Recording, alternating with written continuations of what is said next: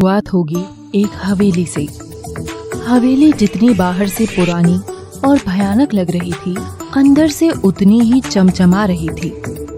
हवेली में घुंघरुओं की आवाज के बीच में भयानक हंसी की आवाज गूंज रही है कि अचानक हवेली का दरवाजा खुलता है। दरवाजा खुलते ही हवेली के अंदर शांति छा जाती है। दरवाजे पर एक नौजवान लड़का खड़ा हुआ था। आइला, कितनी आलीशान हवेली है और इसकी मालकिन मुझे प्यार करेगी। तेरी तो किस्मत ही खुल गई रोहन, आज तो मजा ही आ जाएगा। रोहन खड़ा ही था कि तभी हवेली में फिर से घुंघरुओं की आवाज आने लगती है और वो आवाज रोहन की ओर बढ़ती जा रही थी। अरे कहाँ हो आखिर तुम, सामने भी आ जाओ। तभी एक सुंदर हाथ अचानक से रोहन का हाथ पकड़ लेता है, जो कि एक बहुत ही सुंदर लड़की का हाथ था। रोहन उसकी ओर देखकर मुस्कुरा रहा था और उसकी आंखों में खो गया था। रोहन शाम को ऑफिस से जा रहा था कि एक सुनसान रास्ते पर उसको अपने पीछे एक आहट सुनाई देती है। रोहन पीछे मुड़कर देखता है, मगर वहाँ कोई नहीं होता। रोहन जिस रास्ते से गुजर रहा था, वहाँ एक पुरानी हवेली थी। रोहन उसके सामने पहुँचते ही अपने आप ही रुक जाता है। ये तो वही हॉन्टेड हवेली है ना, मुझे यहाँ से जल्दी जाना होगा। जैसे ही रोहन आगे बढ़ता है, हवेली के अंदर से एक मीठी आवाज आती है। रोहन, आओ मेरे पास, कहाँ जा रहे हो? इतनी प्यारी आवाज सुनकर वो उस ओर खींचा चला जाता है। तभी रोहन को होश आता है और वो उल्टे पांव लौटने लगता है। रोहन, कहाँ जा रहे हो? आ जाओ, मुझे प्यार करो रोहन। इस बार रोहन खुद को रोक नहीं पाया और हवेली के दरवाजे के सामने जाकर खड़ा हो गया। रोहन उस आवाज से सम्मोहित हो चुका था। आखिर किसकी थी ऐसी आवाज जो किसी भी मर्द को अपने वश में कर लेती थी। तभी हवेली का दरवाजा धीमे से खुलता है और अंदर से एक मीठी सी हंसी की आवाज आती है। तो आ गए तुम रोहन, अब तुम ही मेरी प्यास बुझाओगे, आओ ना। तभी दरवाजे के बाहर एक हाथ रोहन की ओर बढ़ता है और उसे अंदर खींच लेता है। रोहन के अंदर जाते ही हवेली का दरवाजा जोर से बंद होता है। उस सुनसान जगह में रात के सन्नाटे में होने वाली सारी आवाजें किसी भूतिया फिल्म से कम नहीं लग रही थी। आखिर कौन थी वो सुंदर हाथों वाली लड़की जो ऐसे किसी अनजान लड़के को अपनी प्यार की प्यास बुझाने के लिए हवेली के अंदर ले गई? रोहन उस लड़की की आंखों में खोया हुआ था। तभी वो लड़की उसका हाथ पकड़कर उसे हवेली के अंदर ले जाती है। आओ ना रोहन, आज हमारी सुहागरात है। आज तुम मुझे जी भर कर प्यार करोगे ना? हाँ, मैं करूँगा ना, तुम्हें जी भर कर प्यार। और लड़की रोहन को अपने बेडरूम में ले जाती है, जो बहुत सुंदर सजा हुआ था। फूलों की खुशबू से रोहन महक उठा था। हाय, आज तो मेरी रात जरूर रंगीन होने वाली है। रोहन देखता है कि वो लड़की तो वहाँ थी ही नहीं। तुम मुझे प्यार करने के लिए तैयार हो जाओ रोहन, मैं बस अभी आई। और रोहन ये सुनते ही जोश में आकर अपने कपड़े उतारकर बिस्तर में घुस जाता है। तभी बाथरूम का दरवाजा खुलता है और रोहन के सामने दुनिया का सबसे खूबसूरत नजारा होता है। वो लड़की छोटी नाइट ड्रेस में उसके सामने खड़ी हंस रही थी। मैं आ गई रोहन। और लड़की उछलकर उसके ऊपर बैठकर उसे प्यार करने लगती है। रोहन मदहोश था कि तभी वो अपने हाथ से लड़की के चेहरे पर से बाल हटाता है और जैसे ही वो बाल हटाता है, उसकी जान मुंह में आ जाती है। वहाँ कोई हुस्न की मल्लिका नहीं, बल्कि ये चुड़ैल बैठी थी जो उसे अपनी हवस के जाल में फंसा रही थी। रोहन चुड़ैल को देखकर उसे धक्का मारता है, मगर वो कहाँ ही हटने वाली थी। रुक जाओ रोहन, मुझे प्यार तो करो अभी। और चुड़ैल रोहन से प्यार करने लगती है और उसके सीने को दबाकर उसके ऊपर उछलने लगती है। चुड़ैल के इतने भयंकर कूदने से रोहन तड़प तड़प कर मर जाता है और चुड़ैल उसका हाथ काट लेती है, जिसमें से खून टपक रहा होता है। मर्द का खून बहुत मीठा होता है। और चुड़ैल जैसे ही वो खून पीती है, जोर से थूक देती है। तू नहीं, तुम भी वो नहीं हो। मेरी तलाश अभी भी अधूरी है। कब पूरी होगी मेरी तलाश? और चुड़ैल गुस्से से रोहन की लाश पर नाखूनों से वार करती है और उसे उठाकर गायब हो जाती है। हवेली का दरवाजा फिर से खुलता है और ठक ठक की आवाज से रोहन की मुंडी लुढ़कती हुई बाहर आती है। तभी उस पर चुड़ैल अपना उल्टा पांव रखती है और जोर से उस मुंडी को लात मारकर फेंक देती है। तो इस हवेली में ये हुआ मेरे साथ। ये चुड़ैल कौन थी और आखिर कैसे शांत होगी इसकी प्यार की भूख? जानने के लिए आप सब भी आइए इसी हवेली में इसका राज जानने। चुड़ैल फिर से हवेली के अंदर आ जाती है और दरवाजा बंद करते हुए मुस्कुराती है। हवेली के पास छिपकर कोई ये सब देख रहा था, मगर आखिर ये चुड़ैल किसकी तलाश में है जो इसकी हवस का शिकार बनने वाला होगा? सेक्शन ए पहले से ही अपनी डॉक्यूमेंट्री सबमिट करा चुका है, मगर सेक्शन बी एकदम ही नालायक है। मैं तुम सबको 7 दिन का समय और देता हूँ। या तो अपनी डॉक्यूमेंट्री लेकर आओ, वरना इस बार तुम सब फेल हो। ये सुनते ही क्लास में बैठे सभी स्टूडेंट्स डर जाते हैं। टीचर के जाने के बाद गाइस, लगता है इस बार मैटर बहुत सीरियस हो गया है। हाँ यार, लगता है अब तो काम करना ही होगा। मगर आखिर हम लोग करेंगे क्या? मेरे पास एक आइडिया है। क्यों ना हम सब मिलकर एक हॉरर फिल्म शूट करें? ये सुनते ही सबकी आंखों में चमक आती है। मगर हम भूत अब कहाँ से लेकर आएंगे? तभी रागिनी बोल पड़ती है। दोस्तों, मुझे एक जगह पता है जिसके बारे में मुझे मेरी दादी बताया करती है। यहाँ से थोड़ी दूर खन्यारा नामक एक कस्बा है, वहाँ हमें कुछ मिल सकता है। रागिनी की बात सुनते ही सब खुश होते हैं। 1 मिनट, क्या नाम बताया तुमने? खन्यारा? ये मेरे दिमाग में क्यों नहीं आया? दोस्तों, मैंने भी इसके बारे में बहुत सी कहानियाँ सुनी है और वहाँ मेरे मामा भी रहते हैं, तो हम वहाँ चल सकते हैं। रागिनी, सूरज, तुम दोनों भी चल रहे हो ना? अगर सूरज चलेगा तो मैं नहीं जाऊंगी। हाँ, वैसे भी मुझे तुझ जैसी नकचड़ी लड़की के साथ जाने का कोई शौक नहीं है। कम ऑन गाइस, अब ऐसे मत करो। हम सब फ्रेंड्स ही तो हैं और मिलकर फिल्म बनाएंगे तो जल्दी काम होगा। मगर मुझे ये सब सही नहीं लग रहा। एक हॉन्टेड जगह पर जाना गलत डिसीजन है यार। शुभम की बात सुनकर सब उसका मजाक बनाते हैं। ओहो फट्टू कहीं के, आज के जमाने में भूत की बातों से डर रहे हो? और वैसे भी अब उस जगह को टूरिस्ट प्लेस बना दिया गया है, तो डरने की कोई बात नहीं है। Let's go to the Khanyara. हवेली में कांच के सामने बैठी चुड़ैल बाल संवार रही थी। तभी वो आईने में खुद के चेहरे के पास जाकर उसे सूंघती है। आओ, जल्दी आओ, मुझे प्यार चाहिए, मेरा शरीर तड़प रहा है उसके लिए। और चुड़ैल अपनी मुंडी चारों ओर जोर जोर से घुमाते हुए हवेली के दरवाजे पर जाकर उल्टी लटक जाती है। सातों दोस्त खन्यारा के लिए निकल जाते हैं। अच्छा रवि, मुझे भी ज्यादा नहीं पता खन्यारा के बारे में, मगर आखिर क्या है वहाँ ऐसा? वहाँ एक चुड़ैल है। चुड़ैल? कैसी चुड़ैल? So funny. कामनी चुड़ैल। हाँ, पर कहा जाता है कि वहाँ की हवेली में आज भी भटकती है और जवान मर्दों को अपनी हवस का शिकार बनाकर खा जाती है। ओह शिट, इसका मतलब वो इस रागिनी को नहीं खाएगी? नहीं, पर तुम्हें जरूर खा जाएगी। सब लोग बात कर ही रहे थे कि अचानक उनकी गाड़ी के आगे कोई आ जाता है और सूरज जोर से ब्रेक लगाता है और सबको झटका लगता है और कार में बैठी हुई रागिनी सूरज के ऊपर आकर गिरती है और शर्माकर पीछे हट जाती है।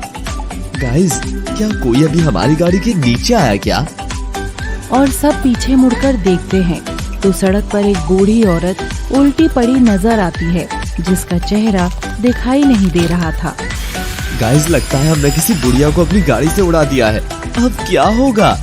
तभी शुभम को वहाँ से कुछ लोग उनकी ओर आते हुए नजर आते हैं। सूरज, लगता है उन लोगों ने हमें देख लिया है। मैंने कहा था ना कि यहाँ नहीं आते हैं। मुझे तो ये पूरी की पूरी जगह या भूतिया लग रही है। आओ शुभम, ऐसे डरो मत, मेरा हुस्न तुम्हारा इंतजार कर रहा है शुभम। चुड़ैल की मीठी आवाज शुभम के कानों में जैसे ही पड़ती है उसका दिमाग फिर जाता है।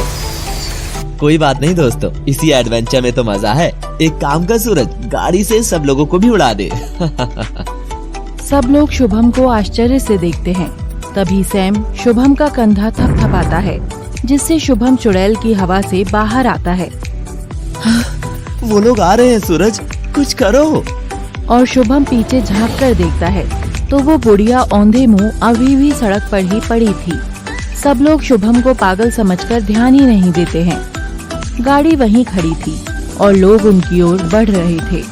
तभी वो उनकी गाड़ी के पास आकर कांच खटखटाते हैं। बेटा, इस सुनसान जगह पर तुम सब क्या कर रहे हो? वो हम सब शहर से आए हैं, यहाँ कुछ दिन रहने। अच्छा, लगता है तुम्हारी गाड़ी खराब हो गई है, मगर अभी यहाँ तो कोई भी मैकेनिक नहीं मिलेगा। यहाँ से 400 मीटर दूर एक छोटी दुकान जरूर है। जी शुक्रिया। ध्यान रखना बेटा, और उससे बचकर रहना। तुम सभी जवान भी तो हो। किससे? कामिनी से। यूं बोलते ही दूसरा आदमी उसे चुप करा देता है। चुप हो जाओ। ऐसा कहते हैं कि यदि उसका नाम लिया जाता है तो उसकी ताकत अधिक बढ़ जाती है। वो चुड़ैल तुम जैसे जवान मर्दों को अपने हुस्न के जाल में फंसाकर हवस का शिकार बनाती है। अब सब घबरा चुके थे और वो दोनों आदमी भी जा चुके थे। तभी शुभम फिर से मुड़कर देखता है तो वहाँ वो बुढ़िया थी ही नहीं। सब चौंक जाते हैं, मगर सूरज फिर से गाड़ी शुरू करने की कोशिश करता है। जैसे ही वो गाड़ी शुरू करता है, गाड़ी झटका मारती है, जिससे रागिनी उसकी बाहों में फिर से आकर गिरती है। सूरज और रागिनी की नजरें मिलती हैं। गाइस, ये क्या है? अंजलि गाड़ी के सामने इशारे से दिखाती है तो वो बुढ़िया इस बार उनकी कार के ठीक सामने उल्टी पड़ी हुई थी। ये क्या भला है यार? मगर सूरज और रागिनी इस बात से बेखबर एक दूसरे की बाहों में थे। सूरज रागिनी के चेहरे से उसके बाल हटाता है और रागिनी जैसे ही मुस्कुराती है, सामने पड़ी बुढ़िया में से जोर से एक चीख निकलती है।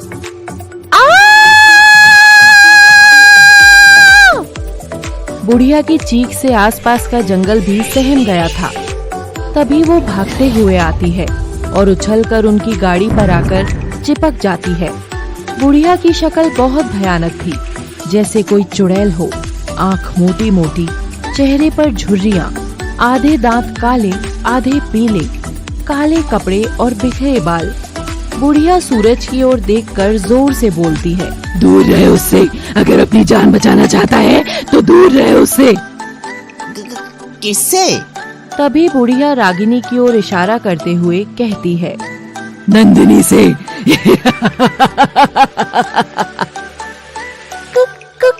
कौन नंदिनी?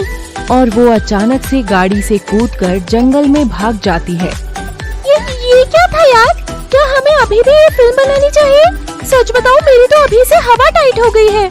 और उन सबको वही दो आदमी वापस आते हुए नजर आ रहे थे। काका, अभी एक बुढ़िया मिली थी हमें। वो बुढ़िया, वो तो गांव की पागल औरत है। आप लोग आइए, हमारे गांव में आपका स्वागत है। और वो दोनों चले जाते हैं। सूरज एक काम कर, तू यहीं रुक, मैं और अंजलि जाकर मैकेनिक को ढूंढ कर लाते हैं। और दोनों वहाँ से गांव की ओर जाते हैं।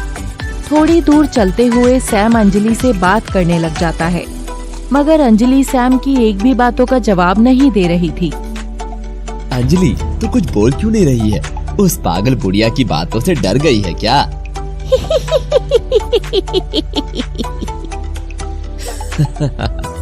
अच्छा, तुझे गेम सूझ रहा है।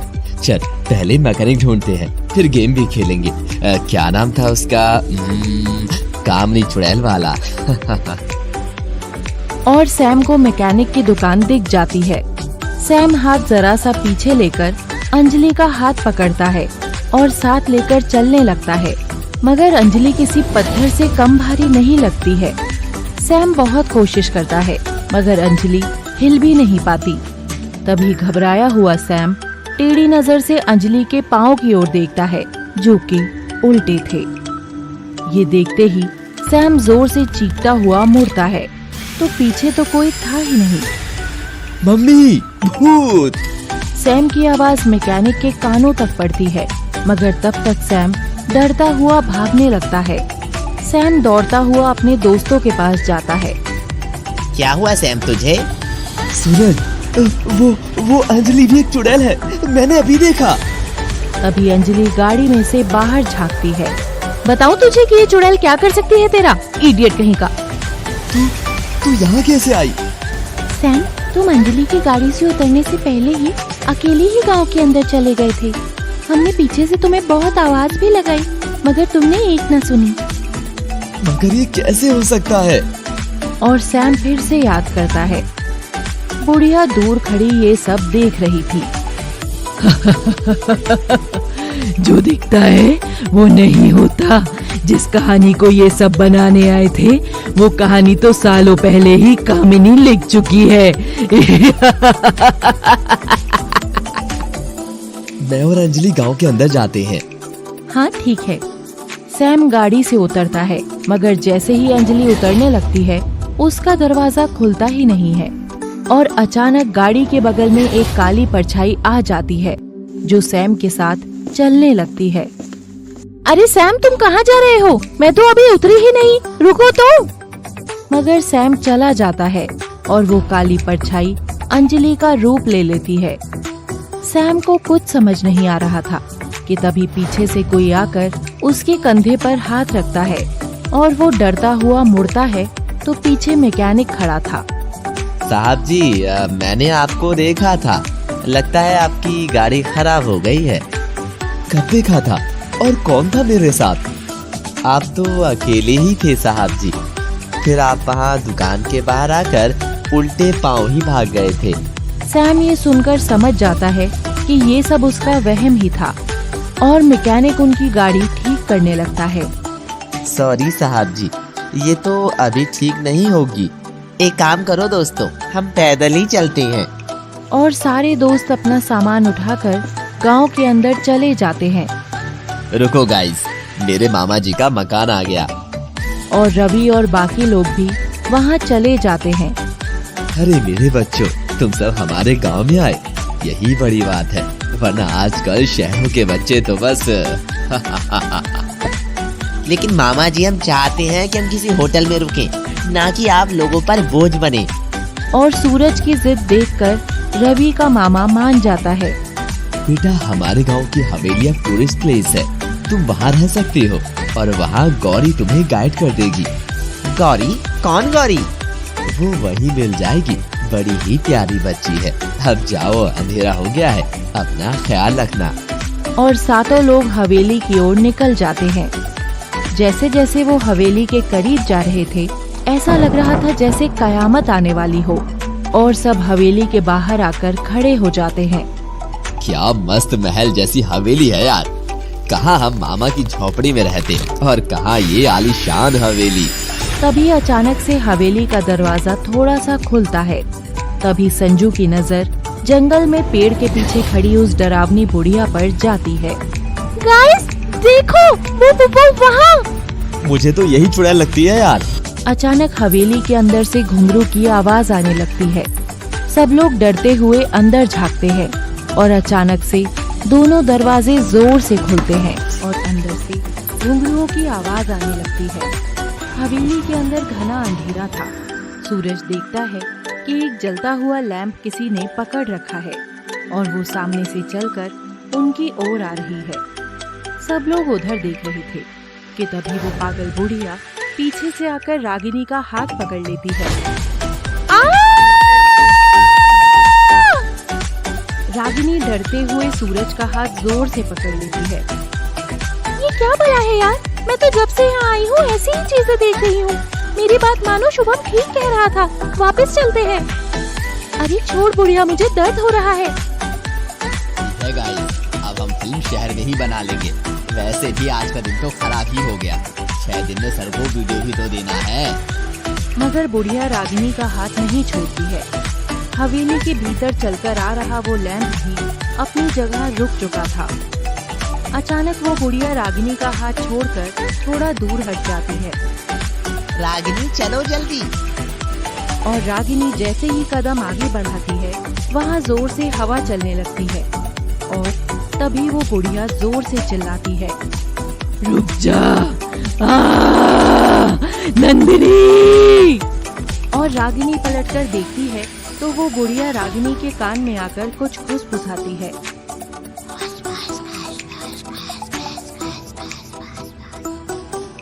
और बुढ़िया की खुसफुसाहट सुनते ही रागिनी के पांव एकदम रुक जाते हैं और बुढ़िया भी हंसते हुए किसी जानवर की तरह चारों हाथ पांव के बल आकर जंगल में भाग जाती है।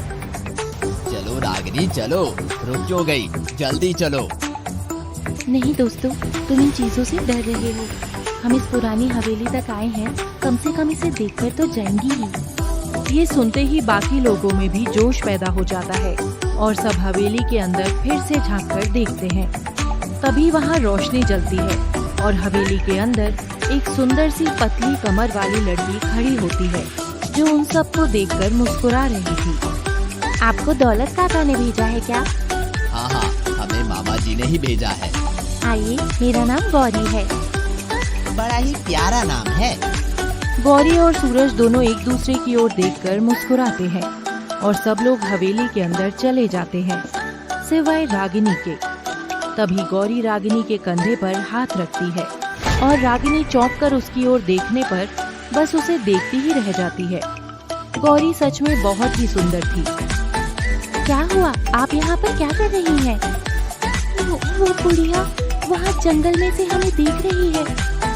गौरी उसे देखते ही घबरा जाती है और रागिनी का हाथ पकड़कर उसे हवेली के अंदर ले जाती है और घबराते हुए दरवाजा बंद कर लेती है। अब सब अंदर आ चुके थे। क्या हुआ? आप सब अंदर महफूज हैं, बस बाहर मत जाना। उस पागल बुढ़िया पर चुड़ैल का साया है। पर मामा ने कहा था कि सब ठीक है यहाँ। हाँ, यहाँ सब ठीक है। 6 महीनों से कोई चुड़ैल नहीं दिखी, मगर शायद उसने गांव के बाहर से ही आप जवान मर्दों का पीछा कर लिया होगा। मगर आप फिक्र ना करें, वो यहाँ नहीं आ सकती है। और सब हवेली को चारों ओर नजर फैलाकर देखते हैं। यार ये हवेली तो एकदम महल जैसी है। क्या ये आपकी ही है? नहीं तो, मैं यहाँ काम करती हूँ। तभी एक कुबड़ निकला हुआ बूढ़ा वहाँ पानी के ग्लास लेकर आता है।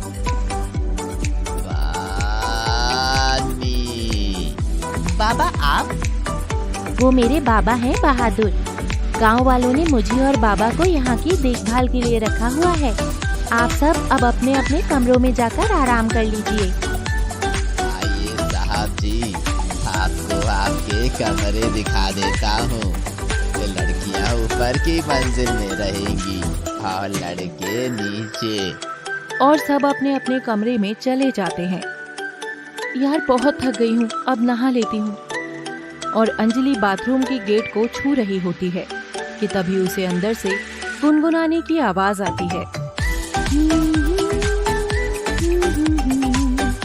ला ला ला ला ला ला ला ला ला ला।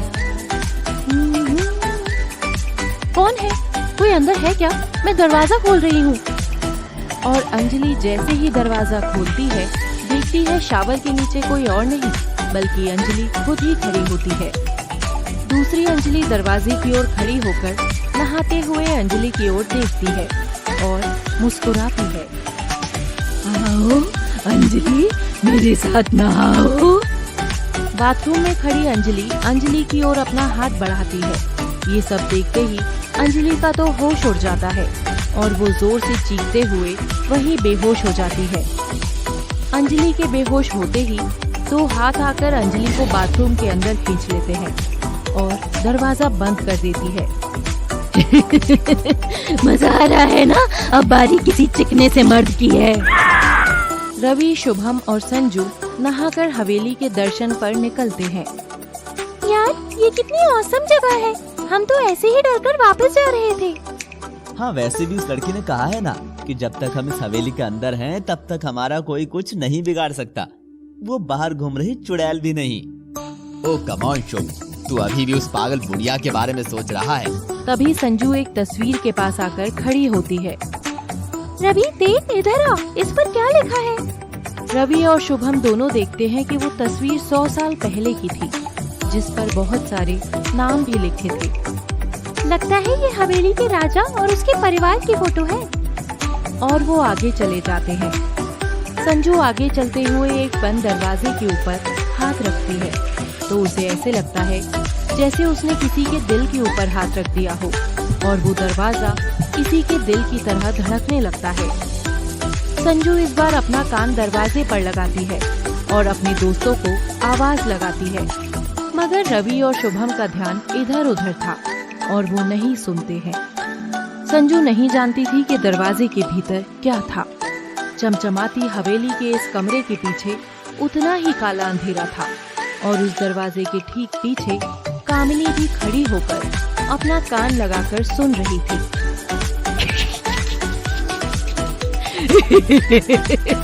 आजा लड़की, आजा। संजू इस बार दरवाजे के और करीब जाती है और दूसरी ओर खड़ी चुड़ैल कामिनी अपने नाखून बढ़ाकर दरवाजे के पार निकालने ही वाली थी कि अचानक गौरी वहां आकर संजू को वहां से हटाती है। ये तुम यहाँ क्या कर रही हो? वो मुझे इस दरवाजे पर किसी के दिल की धड़कन की आवाज सुनाई दे रही थी। इस कमरे से दूर रहना, हम में से किसी को भी यहाँ आने की इजाजत नहीं है। और गौरी उन सबको वहाँ से भेज देती है और जाते हुए उस दरवाजे को हाथ लगाते हुए जाती है। रवि, आखिर क्या होगा उस दरवाजे के पीछे? छोड़ना संजू, कल से फिल्म पर भी काम करना है। आजा, खाना खाते हैं और सो जाते हैं। मेरा पिंक टॉप नहीं मिल रहा, लगता है अंजलि के कमरे में रह गया होगा। और रागिनी अंजलि के कमरे का दरवाजा खटखटाती है, मगर जब अंजलि दरवाजा नहीं खोलती है तो रागिनी खुद ही अंदर चली जाती है और जैसे ही वो पाँव रखती है उसे कुछ गीला गीला लगता है।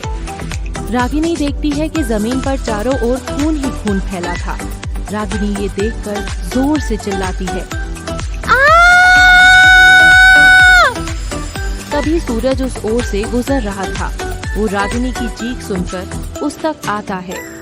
क्या हुआ रागिनी, तुम चीखी क्यों? सूरज, वो खून। मगर जैसे ही सूरज जमीन पर देखता है तो वहाँ केवल पानी होता है। मगर ये इतना पानी आया कैसे? और तभी उन्हें बाथरूम से नल चलने की आवाज आती है, जिसका दरवाजा अंदर से लॉक था। सूरज दरवाजा तोड़ देता है और दोनों देखते हैं अंजलि बाथ टब में डूब रही है और पानी बह रहा है। सूरज अंजलि को बाथ टब से निकालता है और कमरे में सुला देता है। हर चीज का इतना ध्यान रखने वाली लड़की ने आखिर इतनी बड़ी लापरवाही कैसे की? इसको होश में आने में समय लगेगा, तभी पता चलेगा कि आखिर ये सब हुआ कैसे। सूरज और रागिनी अंजलि को सुलाकर चले जाते हैं। अंजलि के सिरहाने कोई उसका सिर सहला रहा था, जो कि कामिनी चुड़ैल की थी। सो जा मेरी मुन्नी, रात हो गई, सो जा वरना कामिनी काट खाएगी। अब कौन बनेगा मेरा शिकार? गौरी सबको खाना परोस रही थी। अच्छा गौरी, ये कामिनी कौन है? कामिनी का नाम सुनते ही गौरी के हाथ कांपने लगते हैं और उसके हाथ से बाउल गिर जाता है। तुम्हें किसने बताया? हम तो यहाँ उसी की कहानी जानने आए हैं। क्या तुम कुछ जानती हो? हाँ, यहाँ खन्यारा में सालों पहले उसका प्रकोप था, मगर क्या? अब यहाँ कोई कामिनी नहीं है। और बेटिया, तू भी अब डरना बंद कर दे। माफ करना बच्चों, मेरी गौरी थोड़ी कमजोर दिल की है। अब यहाँ किसी भी चुड़ैल का प्रकोप नहीं है, सब अच्छा है। आप जैसे मेहमान मिलते रहेंगे तो हमें खाना भी मिलता रहेगा। मतलब? बाबा का मतलब है कि हम गरीबों को काम मिलता रहेगा। और सब खाना खाकर अपने अपने कमरे में सोने चले जाते हैं। शुभम खन्यारा में चल रही चीजों की वजह से डरा हुआ था ही, मगर शुभम की एक कमजोरी थी और वो थी जवान लड़कियों का चमकता हुस्न। और जब शुभम सोता है तो उसके कानों में छन छन की घुंघरुओं की आवाज आती है और एक बहुत मीठी आवाज उसे बुलाती है। शुभम, मैं आ गई, तुम्हें खुश करने मेरे शुभम। और शुभम ये आवाज सुनकर जाग जाता है और देखता है कि कमरे में घूंघट किए पतली लचकती कमर के साथ इठलाते हुए एक लड़की आती है। शुभम के सामने खड़ी हुस्न की मल्लिका शुभम को उसका दीवाना बना रही थी। कामिनी, मेरी जान, आ जाओ मेरे पास। ये बिस्तर ऐसी मल्लिका का इंतजार कर रहा था। और कामिनी शुभम के ऊपर बैठकर उसे प्यार करने लगती है। तभी आहिस्ता से उसके गले को पकड़कर पीछे की ओर घुमा देती है। शुभम की हल्की सी चीख निकलती है और वो मर जाता है, जो पास से गुजर रहे रवि को सुनाई देती है। और रवि शुभम के कमरे की ओर जाता है ये कैसी आवाज है? और रवि शुभम के कमरे की ओर बढ़ रहा था। कामिनी उसके पाँव की आवाज सुनकर मुस्कुराती है और शुभम की छाती में अपना मुंह डालकर उसका खून ऐसे पीती है जैसे वो कोई जूस हो। शुभम, अबे यार, तूने सबको इतना डरा दिया है कि मुझे तेरे रूम से अजीब आवाजें आ रही हैं। रवि ये कहता हुआ शुभम के कमरे में घुसता है, मगर वहाँ तो कोई भी नहीं होता। ये देख रवि वापस चला जाता है और रवि सीढ़ियों की ओर जाता है। आज तो यहाँ कोई भी नहीं है, क्यों ना उस बंद दरवाजे के पीछे का राज देख कर आऊं। और रवि उस कमरे के पास जाकर उसे खोलता है। जैसे ही वो दरवाजा खोलता है, छत पर लटकी कामिनी को पता चल जाता है और वो उछलकर जमीन पर आती है, जिससे शुभम की लाश भी जोर से गिरती है और कामिनी अपना पूरा शरीर उल्टा कर चारों हाथ पांव से चलते हुए जोर से चीखती है और हंसते हुए सीढ़ियां चढ़ने लग जाती है। कामिनी सीढ़ी चढ़ते हुए अपनी गर्दन पीछे की ओर मोड़ती है।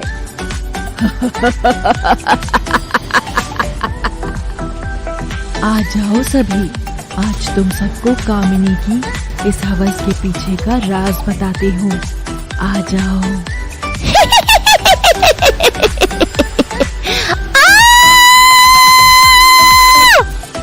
रवि इन अजीब आवाजों को सुनकर जैसे ही पलटता है, कमरे का दरवाजा बंद हो जाता है और रवि फिर जरा सी रोशनी जलाता है। अरे, ये दरवाजा तो जाम हो गया है। मैं तो अब यहाँ फंस गया हूँ। रागिनी अंजलि के साथ हुई हरकत से परेशान अपने कमरे की खिड़की के पास खड़ी थी कि तभी सूरज भी वहाँ आ जाता है। रागिनी, मैं जानता हूँ तुम बहुत परेशान हो, अंजलि ठीक हो जाएगी। और सूरज रागिनी के हाथ पर हाथ रखता है। तभी रागिनी को कुछ धुंधला सा नजर आता है। रागिनी अचानक अपना हाथ हटा लेती है और वहाँ से चली जाती है। हाँ, अब इसे क्या हुआ है? और सूरज जैसे ही पलटता है, अपने पीछे गौरी को खड़ा पाता है। झटके से गौरी का पाँव लड़खड़ा जाता है, जिससे सूरज उसको अपनी बाहों में ले लेता है। गौरी का रूप एकदम गांव की सुंदरी जैसा था। लचीला बदन, बड़ी बड़ी आंखें। सूरज खुद को गौरी का चेहरा सहलाने से नहीं रोक सका। जैसे ही सूरज का हाथ गौरी के चेहरे पर गया, गौरी शर्माकर खड़ी होती है और वहाँ से चली जाती है। ये जो मैंने अभी देखा, उसमें मैं और सूरज थे, मगर ये कब की बात है? मुझे कुछ याद क्यों नहीं? रागिनी चलते हुए ऐसे सोच रही थी कि तभी रागिनी का हाथ कोई खींचकर उसे कोने में ले जाता है, जो कोई और नहीं, वही भद्दी बुढ़िया ही थी। बचाओ, कोई मुझे बचाओ! रोक ले ये सब, अभी भी मौका है नंदिनी, वरना कयामत की रात अभी दूर नहीं है। उस दिन अगर उन दोनों का मिलन हो गया तो इस चुड़ैल की हवस की प्यास जन्मों जन्मों तक नहीं बुझेगी और फिर ना जाने ऐसे कितने ही मर्द उसकी हवस के आगे बलि चढ़ेंगे। रागिनी कुछ सोच पाती कि उससे पहले ही वो बुढ़िया अंधेरे में ही गायब हो गई। ये कहाँ गई? दरवाजा तो बंद है, तो ये गायब कैसे हो गई? हो ना हो चुड़ैल तो यही है। रवि टॉर्च लेकर कमरे के अंदर की चीजों को देख रहा था कि तभी उसके पीछे खड़ी कामिनी चुड़ैल हंसती है। रवि नहीं जानता था कि वो इस कमरे में अकेला नहीं है। कोई तो राज है इस हवेली का, जो मामा भी नहीं जानते हैं। रवि टॉर्च लेकर दीवारों पर लगी तस्वीरों को देखता है, जिस पर ढेर सारी धूल जमा थी। रवि अपने हाथों से धूल साफ कर देखता है तो वो इस हवेली की ही तस्वीर थी, जिसमें एक हुस्न की मल्लिका खड़ी थी, जो कोई और नहीं वही कामिनी थी। रवि एक एक कर सारी तस्वीरें देखता है और फिर आखिरी तस्वीर से धूल साफ करता है। उस तस्वीर को देखते ही रवि के हाथ से टॉर्च गिर जाती है और उसकी तो आंखें एकदम से बाहर ही आ जाती हैं। ये कैसे हो सकता है? संजू और सैम भी अपने अपने कमरे में बैठे हुए बातें कर रहे थे। सैम, क्या तुझे यहाँ डर नहीं लग रहा? डरना क्या है यार, तू भी ऐसी बातें कर रही है जैसे 21वीं सदी में चल रही ये सारी चुड़ैल वुड़ैल की कहानियाँ सच हो। मैं तो ये सोच रहा हूँ कि फिल्म वगैरह छोड़कर यहीं रहने आ जाऊँ। यहाँ तो नौकर भी है और सुंदर हीरोइन जैसी रिसेप्शनिस्ट भी है। तू नहीं सुधर सकता है। अच्छा तुम यहीं रुको, मैं किचन से पानी लेकर आती हूँ। और संजू पानी लेने जाती है। संजू देखती है कि थोड़ी देर पहले तो वो हवेली जगमगा रही थी, मगर अब ऐसी डरावनी और अंधेरे भरी हो चुकी थी। यार सैम, तू भी आ जाना, ये तो किसी हॉरर फिल्म का सीन लग रहा है। अब मैं नहीं आ रहा, और आते हुए कुछ खाने का भी लेते आना। आलतू जलालतू आई बला को टालतू, कामिनी चुड़ैल भाग जा तू। संजू पूरी किचन में देख लेती है, मगर उसे कहीं भी पानी नहीं मिलता है। ये कैसी बात है, यहाँ तो एक बूंद भी पानी नहीं है। संजू किचन में लगे नल को खोलती है, पर उसमें पानी की जगह खून बह रहा था, जिसके छींटे संजू के चेहरे पर गिर गए थे। संजू घबराती हुई जैसे ही मुड़ती है, अपने पीछे लैंप लेकर खड़े बहादुर को देखती है। आपने तो मुझे डरा ही दिया। क्या हुआ लड़की, इतनी रात को तुम यहाँ क्या कर रही हो? वो पानी, खून, नल में से खून। घबराते हुए और संजू जब नल की ओर इशारा करते हुए दिखाती है तो वहाँ तो पानी ही था। अचानक हवेली में फिर से वही रोशनी भी आ जाती है। ये कैसे हुआ? लगता है मैं अब पागल हो रही हूँ। पानी चाहिए? वो भंडार गृह में भरा हुआ रखा है, आओ मेरे साथ, मैं दे देता हूँ। और संजू सहमी सहमी सी बहादुर के साथ साथ जाते हुए भंडार घर के पास पहुँच जाती है। भंडार घर के बगल में एक बड़ा सा कांच लगा हुआ था। संजू यूं ही उस कांच में झांककर खुद को देखती है कि तभी उसको कांच में अपने पीछे खड़ी एक ऐसी चीज नजर आती है जिससे वो सारी कहानी समझ चुकी थी। इसका मतलब है कि ये हवेली सच में ही हॉन्टेड है। संजू के बगल में खड़ा बहादुर कांच के भीतर चमगादड़ के रूप में नजर आ रहा था। संजू अंदर से डर तो गई थी, मगर अनजान बनकर वहीं खड़ी रही। तभी बहादुर अपनी गर्दन पीछे घुमाकर बोलता है, ये लो मेम साहब, यहाँ से जो चाहे ले लो। और संजू को भंडार घर के अंदर धक्का दे देता है, जिसमें अंधेरा ही अंधेरा था। बहादुर दरवाजा बाहर से बंद कर हंसता हुआ वहाँ से चला जाता है। संजू कमरे की रोशनी जलाती है और जैसे ही वो कमरे में देखती है, उसके चारों ओर लाशों का ढेर पड़ा हुआ था। अब संजू समझ चुकी थी कि यहाँ आकर उन सब ने जिंदगी की सबसे बड़ी गलती कर दी थी। दरवाजा खोलो, खोलो कोई, सैम मुझे बचा लो, सैम मैं मरना नहीं चाहती। तभी कोने में पड़ा रोहन का हाथ रेंगता हुआ संजू की ओर बढ़ने लगता है और दूसरी ओर रोहन का कटा हुआ सर जोर जोर से हंस रहा था। तो कामनी ने तो अपने जाल में लड़की को भी फंसा लिया। ही हा हा हा हा हा। कोई भी नहीं बचेगा कामनी के प्रकोप से। सब मरेंगे हमारी ही तरह। हा हा हा हा। तभी संजू के कंधे पर पीछे से कोई हाथ रखता है।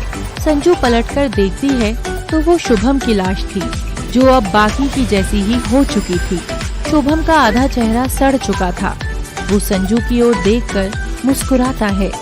हमारी भूतिया फैमिली में तुम्हारा भी वेलकम संजू। और सारी लाशें एक साथ आकर संजू पर हमला कर देती हैं। रवि उस तस्वीर में देखता है कि कामिनी के साथ खड़े दो लोग में एक सूरज और दूसरी लड़की रागिनी थी। तस्वीर पूरी 100 साल पुरानी थी, जिसमें नीचे लिखे नाम कामिनी, कुंवर जय और नंदिनी लिखा हुआ था। ये कैसे हो सकता है? मतलब हम लोग यहाँ आए नहीं है, यहाँ लाए गए हैं। ये कहानी यहीं से शुरू हुई थी। कामिनी पीछे खड़ी मुस्कुराते हुए अपनी नजरों से इशारा करके सामने रखी किताबों में से एक किताब रवि के सामने गिरा देती है। रवि किताब उठाता है और नाम पढ़ता है। हवेली का राज। इसका मतलब इस किताब से पक्का मुझे बहुत कुछ पता चल जाएगा। रवि वहीं बैठकर किताब पढ़ने लग जाता है और किताब खोलते ही रवि की आंखों के सामने सारी कहानी चलने लग जाती है। ये संजू की बच्ची पानी लेने गई है कि कुआं खोदने गई है? मैं यहाँ भूख से मर रहा हूँ। लगता है अब खुद ही जाना पड़ेगा। और सैम जैसे ही दरवाजे की ओर बढ़ता है, दरवाजे पर खटखट होती है। सैम दरवाजा खोलता है तो सामने संजू खड़ी थी जो मुस्कुरा रही थी और उसके हाथ बर्तन से ढकी एक ट्रे रखी हुई थी। ये लो सैम, तुम्हें भूख लगी है ना? हाँ यार, भूख तो जोर की लगी है। और संजू वो ट्रे लेकर अंदर आ जाती है और सैम को देते हुए खुद बिस्तर पर बैठ जाती है। सैम जैसे ही ट्रे खोलता है तो देखता है उसके अंदर तो संजू का ही कटा हुआ सिर रखा था, जो उसे देखकर जोर से हंसती है। सैम डरते हुए सामने देखता है तो संजू तो बेड पर बैठी थी। तो फिर वो क्या था? सैम डर कर भागने लगता है कि तभी कमरे का दरवाजा बंद हो जाता है और बेड पर बैठी संजू भी जोर से हंसती है। तभी ट्रे में रखा संजू का सिर हवा में उड़ता हुआ बेड पर बैठी संजू के पास जाता है और वो उसके बालों को हाथ से पकड़ लेती है। अब संजू की मुंडी दूसरी संजू के ही हाथ में थी। संजू की डरावनी हंसी पूरी हवेली में गूंज रही थी। तभी वो मुंडी को दोनों हाथों से पकड़कर खाने लग जाती है। इंसान का जूस कितना स्वादिष्ट होता है। और देखते ही देखते संजू उसी चमगादड़ के विशाल शरीर में बदल जाती है और चमगादड़ सैम को भी अपने पंखों से मार मार कर घायल कर देता है। तो इस किताब में मुझे इस हवेली के सभी राज पता चल ही जाएंगे। तो कामिनी की कहानी आज से 100 साल पहले शुरू हुई थी। हवेली के आलीशान कमरे में बैठी एक लड़की पर्दे की आड़ में सज रही थी। उसके आसपास खड़ी नौकरानियां उसे गहनों से सजा रही थी। तभी कमरे में एक और नौकरानी आती है। कुंवर साहब आ गए। क्या कहा? वो आ गए? तभी वो सामने रखा सामान इधर उधर फेंक कर गुस्सा करती है। तुम सब इतना धीमे काम क्यों कर रही हो? कुंवर आएंगे और मुझे तैयार नहीं देखेंगे तो क्या सोचेंगे? मुझे और अधिक सुंदर लगना है। बड़ी मालकिन, पर वो अकेले नहीं है। ये सुनते ही वो अपनी जगह से उठती है और पर्दे से बाहर आती है, जो कि कामिनी ही होती है। बड़ी मालकिन, कुंवर साहब किसी लड़की के साथ आए हैं। कामिनी ये सुनकर खुद पर काबू नहीं कर पाई और भागकर नीचे आ गई। कामिनी का पति कुंवर जय कामिनी की ओर देखकर मुस्कुराया। कामिनी, ये नंदिनी है। इस बेचारी का दुनिया में कोई नहीं था, इसीलिए मैं इसे यहाँ ले आया। इतनी बड़ी हवेली में ये भी रह लेगी। कामिनी नंदिनी की ओर देखती है। इतनी साधारण सी लड़की, इससे ज्यादा तो मेरी नौकरानियों के पास जेवर है। जाओ, इस नंदिनी को भी एक कमरा दे दो रहने के लिए। और नंदिनी चुपचाप वहाँ से चली जाती है। कामिनी कुंवर जय की ओर देखकर कामुक सी हंसी हंसती है। कुंवर साहब आइए, मैं कब से तड़प रही थी आपसे मिलने को। कितने दिन आपके बिना मुझे अकेले रहना पड़ा। और कामिनी कुंवर का हाथ पकड़कर उसको बेडरूम में ले जाती है और दोनों बिस्तर के अंदर चले जाते हैं और प्यार करते हैं। तभी जय को अचानक कामिनी के चेहरे में नंदिनी का चेहरा नजर आता है और वो बीच में उठकर चला जाता है। क्या हुआ जय? आप ऐसे क्यों जा रहे हैं? अभी मेरी भूख शांत नहीं हुई है। पर जय पलटकर कामिनी की ओर देखता भी नहीं है। इस बात से कामिनी का ईगो पूरी तरह हर्ट हो जाता है। कुंवर, या तो आप मुझे प्यार करो, वरना मैं कहीं और मेरी भूख शांत करूंगी। मगर जय नंदिनी के बारे में ही सोचता हुआ वहाँ से चला गया। अब कामिनी का शरीर रोज प्यार के लिए तड़पने लगा और धीरे धीरे जय कामिनी से दूर होता चला गया।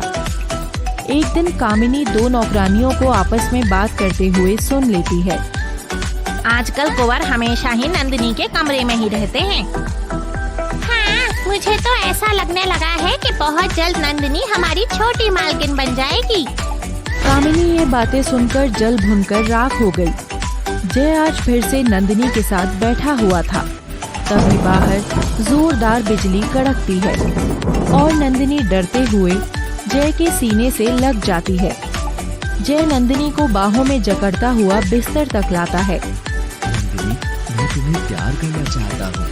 मैं भी यही चाहती हूँ। और दोनों का मिलन हो जाता है। तभी कामिनी दोनों को ऐसे बिस्तर में एक साथ देख लेती है और वो दिन इस हवेली का श्राप बन जाता है। कामिनी क्रोध में भरकर वापस आती है और कमरे में जोर जोर से चीखते हुए, सामान इधर से उधर फेंकते हुए अपने कपड़े फाड़ने लग जाती है। तूने ये ठीक नहीं किया जय। तूने मेरे अंदर के शैतान को जगाया है। अब देखना मैं क्या करती हूँ। तभी कामिनी जोरदार ताली बजाती है और महल के सभी नौकरों को अपने कक्ष में बुलाती है। उनमें से एक गौरव नाम का नौकर था जो अक्सर कामिनी को छिपकर देखता था और फिर वो कामिनी से बेहद मोहब्बत करने लग गया था। मगर था तो वो केवल एक नौकर, इस वजह से कभी कुछ नहीं बोल सका। गौरव भी उन्हीं लड़कों में शामिल था। कुंवर जय, देखना अब ये तेरे वंश का सर्वनाश होगा। कामिनी के बिखरे बाल और गुस्से से भरी आंखें उसे डरावना बना रही थी। ए लड़के, तुम अभी अपने कपड़े उतारो। नौकर डरते हुए अपने कपड़े उतार देता है और कामिनी उसके शरीर पर हाथ फेरते हुए उसका हाथ थामकर कमरे में बने उस गुप्त तहखाने के अंदर उसे ले जाती है और वहाँ की बत्ती जलाती है, जहाँ नीचे चारों ओर शैतानी चीजों के बीच में एक लाल रंग की सेज सजी थी जिस पर गुलाब की पंखुड़ियाँ महक रही। इस बिस्तर पर लेट जाओ और मुझे प्यार करो। और नौकर ऐसा ही करता है। उसके बाद तभी अचानक कामिनी एक खंजर उठाकर उसके सीने में जोर से मारने लगती है। तुम मेरी भूख शांत नहीं कर पाए। तुम्हें जीने का कोई हक नहीं है। और कामिनी एक एक कर और भी नौकरों के साथ ऐसा ही करती है। उस दिन गौरव की बारी नहीं आती है और सब वापस चले जाते हैं। ना ही बाकी नौकर ये जानते थे कि आखिर नीचे क्या हो रहा है। अगले दिन अचानक से हवेली में से इतने लड़कों के गायब होने तक कुंवर को शक हो जाता है और वो हवेली पर कड़ी नजर रखने लगता है। अब जय कामिनी से दूर और नंदिनी के नजदीक आ चुका था और एक दिन उसने नंदिनी से शादी कर उसे हवेली की छोटी मालकिन भी बना ही दिया। ये देख कामिनी फिर से शैतान के पास गई। उस नंदिनी की वजह से अब जय कभी मेरे पास नहीं आएगा। कामिनी, तुम्हें और लड़कों को अपने हवस की बलि चढ़ाना होगा। उसके बाद उनके रक्त से नहाकर तुम में और कामुक शक्ति आएगी जिससे तुम जय और नंदिनी को हमेशा के लिए अलग कर सकोगी। और कामिनी अब अपने अगले शिकार पर निकलती है। बहुत सुंदर सी तैयार होकर बाकी नौकरों को अपने कमरे में बुलाकर वैसा ही करती है। वो एक एक कर सब लड़कों के साथ प्यार कर उन्हें मारती जाती है। अब बारी गौरव की थी। कामिनी बाहर आकर कमरे में गौरव के करीब जाती है। कामिनी का हुस्न देखकर गौरव उसके पीछे पीछे चला जाता है और कामिनी उसी तरह गौरव से भी प्यार करने लगती है। मगर कयामत की बात तो तब थी कि गौरव के प्यार से इस बार कामिनी की प्यास शांत हो गई थी। ये कैसे हुआ? कामिनी ने इसी खंजर को उठा लिया था। तभी गौरव कामिनी को सहलाता है और कहता है, मैं तुम्हें दिल से प्यार करता हूँ कामिनी। क्या तुम उम्र भर मुझसे यूं ही प्यार करोगी? मैं तुम्हें कभी भी निराश नहीं करूँगा। कुंवर जय और नंदिनी कामिनी का पीछा करते हुए उसी तहखाने में पहुंच जाते हैं। जय देखता है कि कामिनी किसी लड़के के ऊपर बैठी हुई है और आसपास लाशों का ढेर लगा हुआ था। तभी जय पीछे से आकर कामिनी के बालों को पकड़कर खींचता है और घबराकर कामिनी गौरव के ही सीने में खंजर घुसा देती है। कामिनी को जिंदगी में पहली बार खुशी हुई थी, मगर वो अपने हाथों से ही गौरव को मार चुकी थी। ये देख कामिनी जोर जोर से रोते हुए गौरव के सीने पर सिर पटकती है, जिससे उसके खून लग जाता है। जय अब कामिनी को बालों से घसीटता हुआ वहाँ से उठाता है। मैं नहीं जानता था कि तुम एक चुड़ैल हो। अपनी हवस की आग में तुम इतनी आगे बढ़ चुकी हो कि उस आग में तुमने न जाने कितने ही मासूमों की जान ले ली है, पर अब और नहीं। और जय और नंदिनी कामिनी को सजा देने के लिए वहीं जिंदा जला देते हैं। नहीं, मैं वापस जरूर लौट कर आऊंगी और फिर से शुरू होगा कामिनी का खेल। नंदिनी डरते हुए जय के गले लगती है और दोनों कामिनी को जलता हुआ छोड़ तहखाने को बंद कर बाहर आ जाते हैं। अब से यहाँ बस हम दोनों ही रहेंगे। और नंदिनी और जय दोनों आराम से रहने लगते हैं। मगर कुछ दिन बाद ही रात में सबके सोने के बाद अक्सर हवेली में घुंघरू की आवाजें गूंजती थी। एक दिन नंदिनी के सोने के बाद जय के कानों में एक आवाज आई, जय उठो, जय आ जाओ प्यार करें। जय आवाज सुनकर आंखें खोलता है तो उसके ठीक सामने कामिनी का जला हुआ चेहरा था। कामिनी उछलकर तुरंत जय के ऊपर बैठ जाती है, जिससे नंदिनी की भी आंखें खुल जाती हैं। कामिनी? कामिनी नंदिनी को घूर कर देखती है। रवि पूरी किताब पढ़ने के बाद उसमें लगी तस्वीर देखता है। इसका मतलब है कि इस जन्म में सूरज ही कुंवर जय है और कामनी और कोई नहीं बल्कि रागिनी ही थी। तो हम जब से आए हैं उन सभी घटनाओं के पीछे रागिनी का हाथ है। मुझे अभी सूरज को चेतावनी देनी होगी। और रवि जैसे ही बाहर जाने लगता है तभी कमरे का दरवाजा धीमे से बंद हो जाता है और रवि की आंखों पे आगे कुछ चित्र चलने लगते हैं, जिन्हें देखकर वो चौंक उठता है। रागिनी हवेली में भटकते हुए एक कमरे में पहुंचती है, जहां बहुत सारे गहने और कपड़े रखे थे। रागिनी उन कपड़ों और गहनों को छूती है और जोर जोर से हंसती है।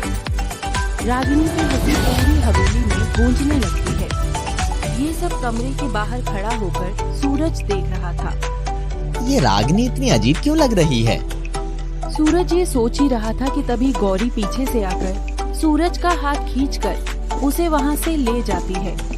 सूरज, तुम्हें अभी मेरे साथ चलना होगा। पर कहाँ? इन सब बातों का अभी टाइम नहीं है। अगर तुम अभी यहाँ से नहीं गए तो वो हम में से किसी को भी नहीं छोड़ेगी। कौन नहीं छोड़ेगी? कामिनी। और सूरज गौरी के साथ वहाँ से चला जाता है। कितनी सुंदर है ये जगह। जरूर यहाँ की मालकिन की होगी, तभी तो इतने सारे जेवर और साड़ियाँ हैं। तभी रागिनी की नजर सामने लगी एक गंदी तस्वीर पर पड़ती है और वो उस ओर जाती है और अपने हाथ से तस्वीर पर से मिट्टी हटाती है। अंजलि अपने कमरे में गहरी नींद में सो रही थी। बेहोशी के कारण वो बेचारी तो जानती भी नहीं थी कि उसके दोस्तों के साथ कामिनी ने क्या क्या किया था। तभी अंजलि के कानों में कुछ खुसफुस की आवाज आती है।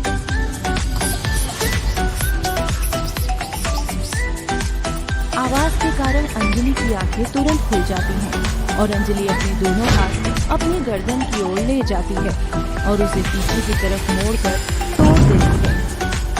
अंजलि ने अपनी ही जान ले ली थी।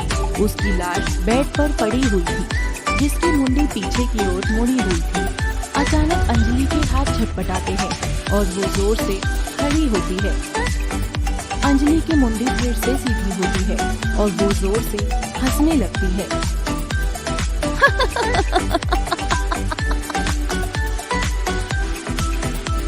जाओ लड़की, जाओ, जाकर उसे खत्म कर दो। जल्दी करो, ये काम तुम्हें करना ही होगा। और अंजलि अपने हाथ में एक कैना खंजर लेकर बाहर आती है।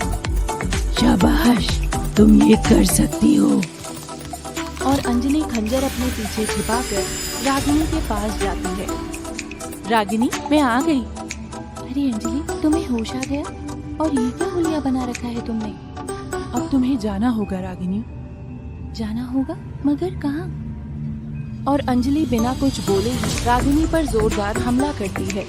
तभी रागिनी का हाथ पकड़कर कोई उसे साइड कर देता है और अंजलि दूर जाकर गिरती है।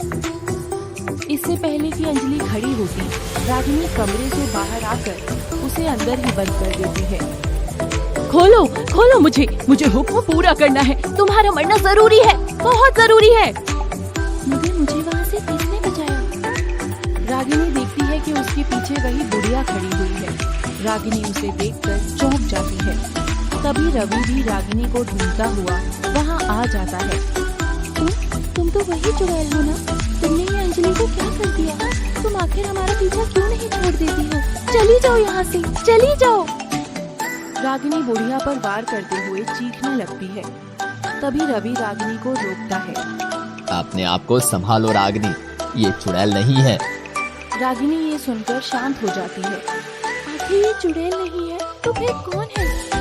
मैं एक अभागन माँ हूँ जिसकी आत्मा यहाँ सालों से भटक रही है।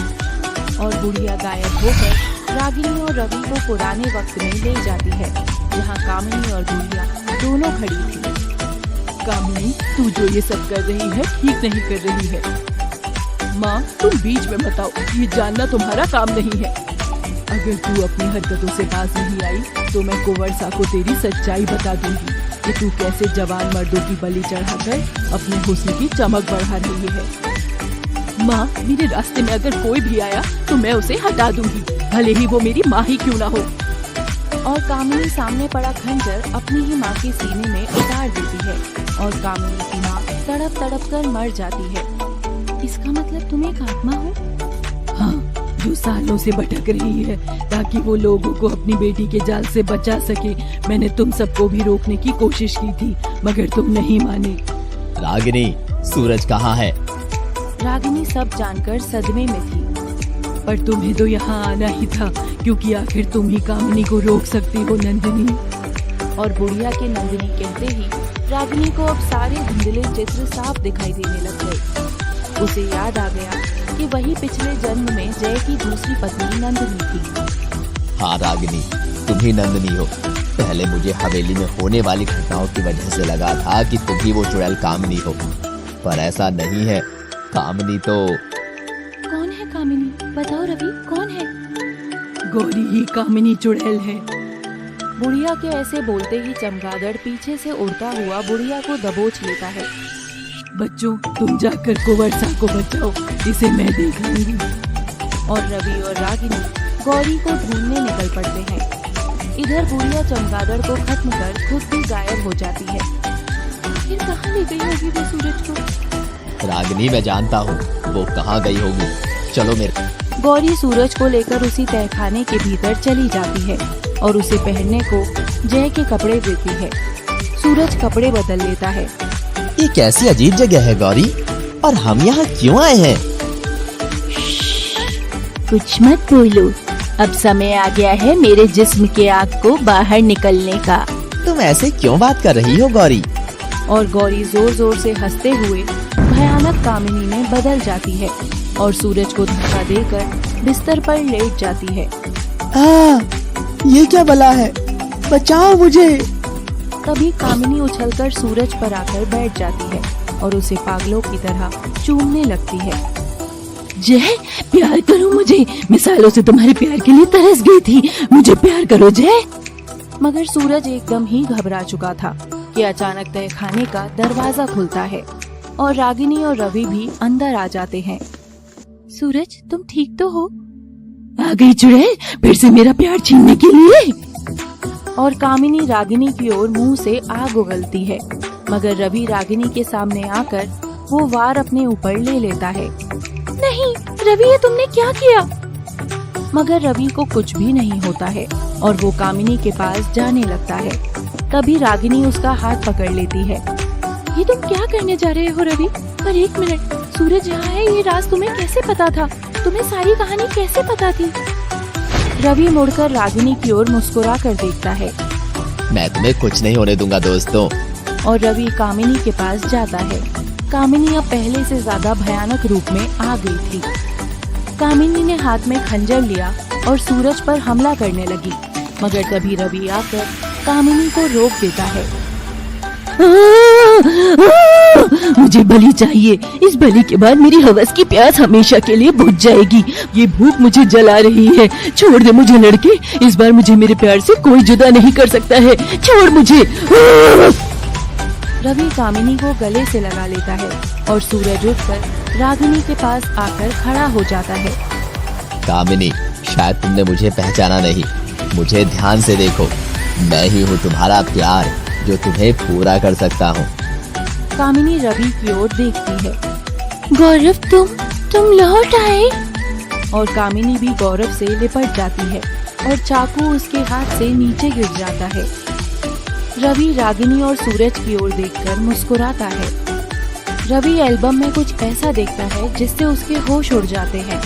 एल्बम में एक तस्वीर लगी थी जिसमें कामिनी के पीछे खड़ा एक लड़का चुपके से उसे देख रहा था, जो कि कोई और नहीं गौरव ही था। और रवि ही गौरव का पुनर्जन्म था। गौरी इसका सूरज को मतलब लेकर कामिनी उसे आज पहचाने तक के कुंवर भीतर जय की चली तलाश जाती में है। मर्दों उसे के साथ पहनने प्यार को नहीं कर जय रही के थी, कपड़े देती वो है। अपने गौरव को तलाश सूरज रही थी। कपड़े बदल लेता मुझे है। भी सूरज और रागिनी कैसी के पास अजीब जाना जगह है। होगा। तभी दरवाजे पर खटखट होती है और दरवाजा धड़ाम कर खुलता है। सामने खड़ी अंजलि के हाथों में चाकू था और वो रवि के ऊपर जानलेवा हमला करते हुए उसे वहीं मार देती है। कामिनी की तलाश उसके गौरव के वापस मिलने से पूरी हो गई थी। रवि और कामिनी बिस्तर पर लेट जाते हैं और जी भरकर प्यार करते हैं। इस बार कामिनी रवि यानी अपने गौरव के मिलने से बहुत खुश थी। कामिनी, तुम सच में बहुत सुंदर हो। कुछ मत बोलो, बस मुझे प्यार करते रहो। तभी वहाँ एक तेज रोशनी आती है जो कामिनी और रवि को साथ ले जाती है। रागिनी और सूरज भी हाथ पकड़े हुए हवेली के बाहर आते हैं और मुड़कर देखते हैं तो उन्हें वहाँ सबकी आत्माएं दिखाई देती हैं जो उन्हें अलविदा कह रही थी। कामिनी और रवि के मिलन के बाद अब सूरज और रागिनी भी एक हो चुके थे और दोनों शहर लौट गए।